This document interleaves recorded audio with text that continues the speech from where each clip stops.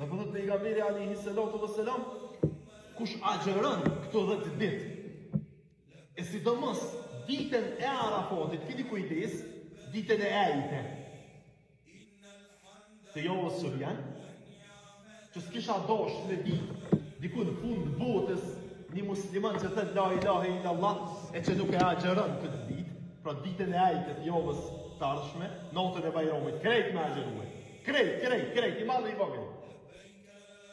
Sepse, përthët pejgamberi alayhi salatu vesselam, falë me katët e 2 viteve në emrin e Allahut te barekuhu ve teala.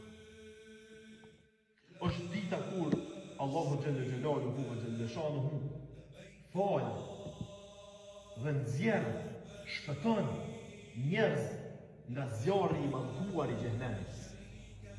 Synim të cilin e kemi të gjithë ne, mu largu, mu shmong, me iksat mujna, prej këtij ndeshkimit drejt të cilit e çojmë veten na vetë. Jo Allah.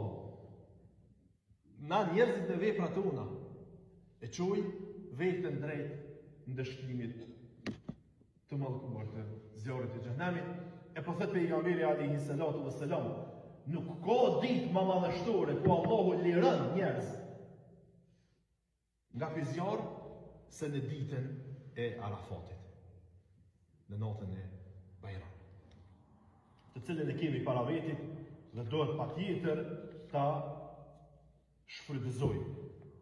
Hesa njerëz, hesa nona, hesa baballar, hesa familjar, kanë familjarët e tyre të smur me nevoja, hesa nevoja t'i kemë, hesa njeriu ka nevoja për t'i plotësuar Allahu te bareke ve teala, eja nëse këto janë ditët.